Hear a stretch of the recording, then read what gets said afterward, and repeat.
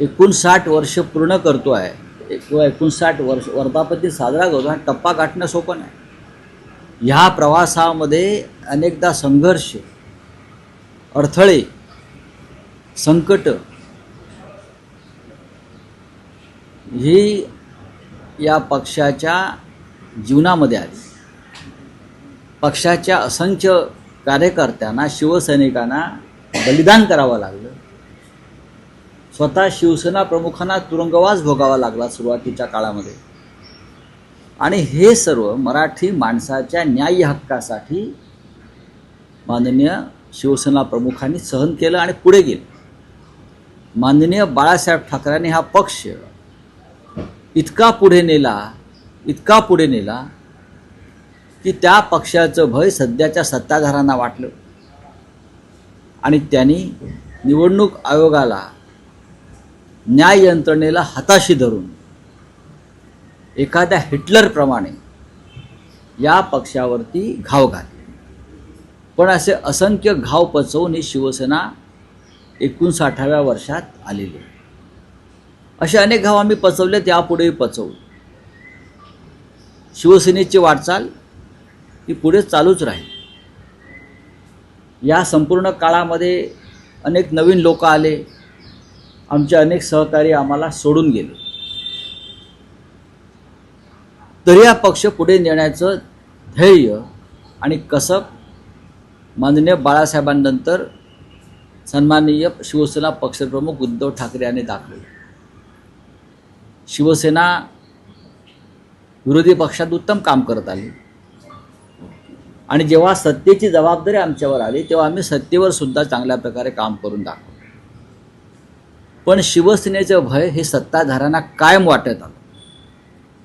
शिवसेनेचं भय सत्ताधाऱ्यांना कायम वाटत आलं आणि ते वाटायलाच हवं. अशा पद्धतीनं या संघटनेची बांधणी शिवसेना प्रमुखांनी त्यानंतर उद्धवजीने केली. आज या पक्षाचा 59वा वर्धापन दिन आहे. संध्याकाळी षण्मुखानंद हॉल येथे वर्धापन दिन सोहळा साजरा होईल आणि प्रथेप्रमाणे शिवसेनेचे पक्षप्रमुख हे शिवसैनिकांना मार्गदर्शन करतील आणि शिवसेनेची जी पुढली दिशा आहे राजकीय, त्या संदर्भात महाराष्ट्राला संबोधित करतात. एक महत्त्वाचं विधान आहे की जे सोबत येतील त्यांना घेऊन, नाहीतर एकाकी लढू. त्यातून काय समजायचं? नाही, महाराष्ट्रामधले अनेक पक्ष असे आहेत की आम्ही अशी अपेक्षा करतो की महाविकास आघाडी जी आहे ही मजबूतीनं सध्या स्थानिक स्वराज्य संस्थांमध्ये उतरायला पाहिजे. ही अनेकांची भूमिका आहे. माननीय शरद पवार जे असतील, काँग्रेस असेल, ही मी महाविकास आघाडी म्हणून सांगतो आहे. आम्ही एकत्रच आहोत. पण एकत्र राहत असताना शिवसेना आपला विचार आणि सत्व गमावणार नाही. मग तो विचार मराठी माणसाचा असेल, विचार हिंदुत्वाचा असेल, अन्यायाविरुद्ध लढण्याचा असेल. शिवसेनेची ताकद ही त्यांच्या विचारप्रणालीमध्ये आहे, स्वाभिमानामध्ये आहे. शिवसेना कधीही सत्तेसाठी पुढे झुकली नाही, वाकली नाही आणि स्वार्थासाठी तडजोडी केल्या नाही. शिवसेना ही डरपोकांची संघटना नाही, हा मर्दांचा महासागर आहे, हे लक्षात घ्या. आज देशामध्ये डी कंपनीचं राज्य सुरू आहे. भाजपचं म्हणजे डरपोक, म्हणजे डी. दिल्लीमध्ये डरपोक लोकांचं राज्य सुरू आहे. हे आपण पाहिलं कशा प्रकारे ती डी कंपनी आहे. आणि महाराष्ट्रामध्ये एक खरोखरची डी कंपनी, त्यांचं राज्य सुरू आहे. दाऊद इब्राहिमपासून इक्बाल मिर्चीपर्यंत आणि असे अनेक गुंडपुंड झुंड आणि त्यांचे हस्तक, देशद्रोही शक्ती यांना घेऊन ही डी कंपनी महाराष्ट्रात राज्य करते. म्हणून दोन्ही ठिकाणी डी कंपनीचं राज्य आहे. एका ठिकाणी प्रत्यक्ष दाऊद, एका ठिकाणी डरपो. या दोन डी विरुद्ध शिवसेना हा एकमेव पक्ष ताकदीनं लढतो आहे आणि लढत राहील. छातीवर वार झेलतो. काही लोक पाठीवर वार करून निघून गेले, पण छातीवर वार झेलणाऱ्यांचा हा पक्ष आहे. नाही, तुम्ही म्हणालात की जे सोबत येतील त्यांना बरोबर घेऊन. त्या महाराष्ट्र नवनिर्माण सेना ही आहे का?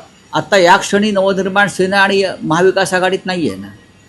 तुम्ही जो प्रश्न विचारताय त्या प्रश्नाचा अर्थ मला समजतो आहे.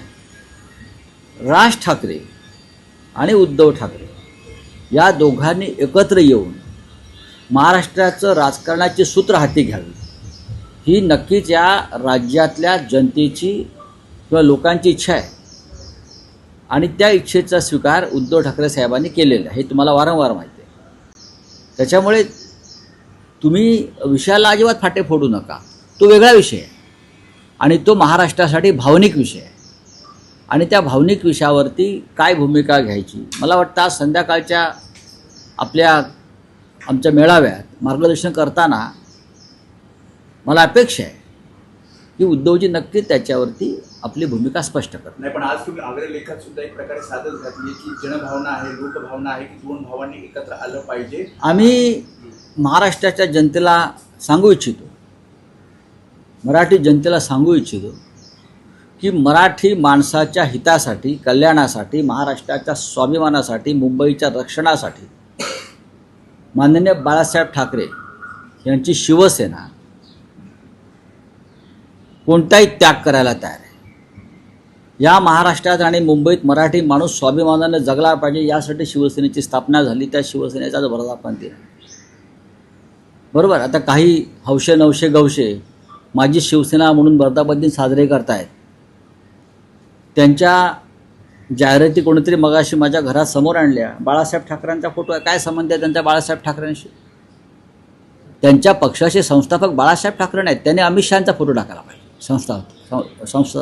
संस्थापक म्हणून त्यांच्या पक्षाचे संस्थापक अमित शहा आहेत किंवा मोदी आहेत. त्यांनी समोर अमित शहांचा फोटो टाकायला पाहिजे. आणि त्यांनी त्यांच्या पक्षाचा वर्धापन दिन गुजरातमध्ये सुरत किंवा अहमदाबादला केला पाहिजे. त्यांचा महाराष्ट्राशी काय संबंध आहे? अजिबात नाही. पण ते करतायत. याचं कारण अमित शहांना हवं आहे मुंबई महाराष्ट्रात मराठी माणसात भ्रम निर्माण व्हावा, मराठी माणसाच्या एकजुटीचे तुकडे पडावेत, हे अमित शहा आणि मोदींचं एक स्वप्न आहे. आणि ते पार करण्यासाठी हे जे एसएनसी गट वगैरे आहेत त्यांनी आनंद दिघे साहेबांचा आमच्या फोटो टाकलेला आहे. आनंद दिघे हे काय शिवसेना प्रमुख नव्हते ना, लक्षात घ्या. आनंद दिघे हे ठाणे जिल्हा प्रमुख होते. राऊत साहेब, काल माजी नगरसेवकांच्या बैठकीत उद्धव ठाकरेंनी मनसेशी युती करण्यासंदर्भात नगरसेवकांचा कल किंवा कौल जाणून घेतला. त्याच बहुतांश नगरसेवकांचं म्हणणं आहे की मनसेशी युती केली तर फायदा होईल. त्यावर उद्धव ठाकरेंनी असं म्हटलंय की सर्वांना विश्वासात घेऊनच मी निर्णय घेईन. मध्यंतरीच्या काळात ज्या बैठका होत्या त्यातही उद्धव ठाकरे हा कल किंवा मत जाणून घेत आहेत आणि त्यानंतर सर्वांशी बोलून सर्वांना विश्वासात घेऊन ते मनसेशी युती संदर्भातला आपला निर्णय घेणार. बघा, हा निर्णय घेण्याच्या पेक्षाही मी असं म्हणेन की दोन्ही बाजूलाही सकारात्मक विचार आहे. कोणी म्हणणार नाही की असं होऊ नये. तुम्ही रस्त्यावर जरी रँडम कोणाला विचारलं तुमचं काय मत आहे तरी ते सांगतील. आणि ही लोकभावना जर आम्ही ओळखू शकलो नाही, आम्ही मराठी माणूस म्हणून, तर तो महाराष्ट्रावर अन्याय ठरेल. आणि माननीय उद्धवजी हे अशा भूमिकेचे, अशा विचारांचे आणि अशा स्वभावाचे आहेत, ते कधीही तुटेपर्यंत ताणत नाही. नक्कीच त्यांच्या काही स्पष्ट आणि परखड भूमिका असतात. त्या भूमिकामध्ये तुम्हाला माहिती आहे की त्यांनी वारंवार सांगितलेलं आहे की महाराष्ट्रावर हल्ले करणाऱ्या ज्या प्रवृत्ती आहेत किंवा महाराष्ट्र तोडू पाहणाऱ्या, महाराष्ट्राला शत्रू समजणाऱ्या किंवा आम्ही ज्याला शत्रू समजतो महाराष्ट्राचे, अशा प्रवृत्तींबरोबर आता आपल्याला कोणालाही हात मिळवणी करता येणार नाही. ती महाराष्ट्राची बेईमानी ठरेल. आणि ही सुद्धा लोकभावनाच आहे ना, ही लोकभावनाच आहे. नाही, पण शिंदेची शिवसेना सुद्धा प्रयत्न करते की राज ठाकरे सोबत यावेत, त्यांच्या सुद्धा चर्चा चालू आहे. बघा, शिंद्यांचा एक गट आहे, जो अघोरी विद्यातून निर्माण झालेला आहे. अघोरींचा एक गट सर्वत्र असतो, धर्मक्षेत्रात असतो, सामाजिक क्षेत्रात असतो, राजकीय क्षेत्रात असतो. त्यांच्याकडे फार गांभीर्यानं पाहण्याची गरज नाही, कारण दिवस रात्र ते अघोरी विद्येमध्ये गुंतलेले असतात. दुसऱ्याचं किंवा राज्याचं नुकसान कसं होईल आणि माझा कसा फायदा होईल, ही अंधश्रद्धा जरी असली तरी दुर्दैवानं महाराष्ट्रात जे आम्ही पुरोगामी म्हणून मिरवतो त्या आमच्या पुरोगामीपणाला डाग लावणारी कृत्य समोर येत आहेत. अशा लोकांच्या हातात जर महाराष्ट्राचं राजकारण गेलं असेल तर हे शाहू फुले आंबेडकर प्रबोधनकार ठाकरे यांच्या महाराष्ट्राचं कमालीचं दुर्दैव आहे. आणि कोणत्या प्रकारचे लोक देवेंद्र फडणवीस यांच्या कॅबिनेटमध्ये आहेत. देवेंद्र फडणवीस यांनी कॅबिनेटच्या बैठकीला बसण्याआधी खुर्चीखाली वाकून पाहायला पाहिजे नक्की काय आहे ते, काय येऊ शकतं. अघोरी हा शब्द तुम्ही वापरला तर सध्या मी जाणीवपूर्वक वापरला. सध्या जे व्हिडिओ बाहेर येत आहेत, जे आरोप प्रत्यारोप होत आहेत, विशेषतः शिंदे गटाचे मंत्री भारत गोगावलेंचा जो व्हिडिओ एनसीपी अजित पवार गटाच्या प्रवक्त्यांनी ट्विट केला आहे, त्याआधी तुमच्या पक्षातल्या वसंत मोरेंनीही एक व्हिडिओ समोर आणला होता. तुम्ही गुवाहाटी आणि रेड्याची शिंग यावर लिहिलेलं आहे. सध्या काय सुरू आहे महाराष्ट्रात, ज्या पद्धतीने हे सगळे प्रकार समोर महाराष्ट्राला काळीमा फासणारी ही कृत्य आहेत बरं का. महाराष्ट्रानं अंधश्रद्धेविरुद्ध कायम लढा दिला. फार मोठी परंपरा आहे महाराष्ट्राला लढायची. महाराष्ट्रानं धर्मांधतेविरुद्ध लढा दिला. देवेंद्र फडणवीस हे राज्याचे मुख्यमंत्री आहेत आणि त्यांनी जसे मंत्र्यांचे पीए ते तपासून घेत आहेत तसे त्यांनी मंत्रीसुद्धा तपासून घेतले पाहिजे. हे असे अघोरी विद्येमध्ये रममाण असलेले मंत्री महाराष्ट्राचं काय भलं करणार. आणि ही अघोरी विद्या जी सुरू आहे याच्याविषयी जास्त माहिती द्यायची तर ते या राज्याच्या मुख्यमंत्र्यांना एलिमिनेट करून तिथे आमचा नेता यावा यासाठी अघोरी विद्येचे प्रकार एसएनसी गटाचे लोक ठिकठिकाणी करतायत. हे मी वारंवार आपल्याला सांगितलं आहे. माझा विश्वास नाही, मी अंधश्रद्धाळू नाही, पण हे समोर येत आहे ना. म्हणजे कोणत्या मानसिकतेमध्ये या राज्याचं मंत्रिमंडळ आहे. अर्धे मंत्री आहेत. महाराष्ट्रातल्या जनतेच्या कल्याणाशी यांना काय पडलेलं नाही आहे. जनतेच्या प्रश्नाशी काय पडलेलं नाही आहे. लोकशाहीशी काय पडलं नाही आहे. विचारांशी काही पडलेलं नाही आहे. या महाराष्ट्र राज्याच्या मुख्यमंत्री पदावर बसलेल्या व्यक्तीला एलिमिनेट करणं, मी इंग्लिश शब्द मुद्दाम वापरतोय कारण हा शब्द वारंवार इराण इस्रायल युद्धामध्ये आलेला आहे. इस्रायलनं इराणच्या काही प्रमुख नेत्यांना एलिमिनेट केलं अनेक माध्यमात. त्यांचे जनरल्स असतील, डिफेन्स सेक्रेटरी असतील.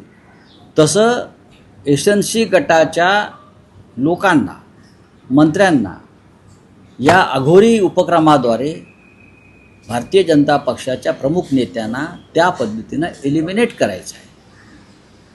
आता ह्याच्यावरती तुम्ही काही लोक टीका करतील, पण वारंवार याविषयी बोललो आहे मी. आणि जो प्रकार समोर आला आहे, जी छायाचित्र आणि जे व्हिडिओ समोर आले, हे त्यासाठीच होतं. हे त्यासाठीच सुरू आहे आणि अनेक वेगळ्या वेगळ्या पातळ्यांवर चालू आहे. अगदी साताऱ्यापासून महाडपर्यंत आणि महाडपासून सावंतवाडीपर्यंत पुढे बेळगावपर्यंत माझ्याकडे प्रत्येक गोष्टींची छायाचित्रणं आहेत.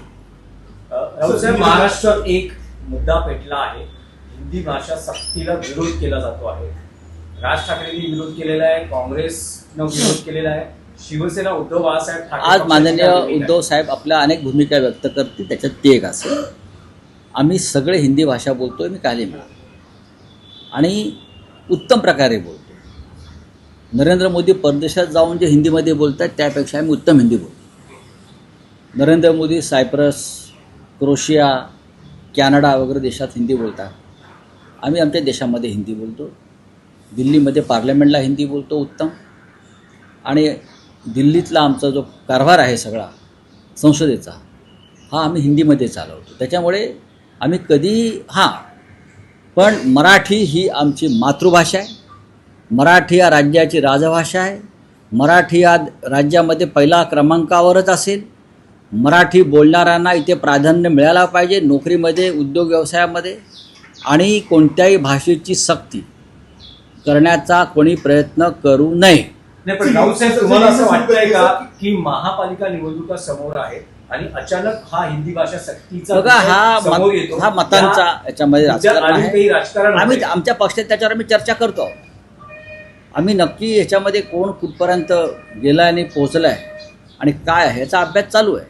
पण आमची निष्ठा ही मराठी राजभाषा मातृभाषेशीच राहील आणि ते असायलाच पाहिजे. सर आप यही से धन्यवाद। शुरू करेंगे। सर, आज बोलिए। सामना दिवस है पार्टी का, क्या आप उद्धव ठाकरे संबोधित करने वाले हैं? क्या बात कर सकते हैं? देखिए आज पार्टी का 59वां स्थापना दिन है.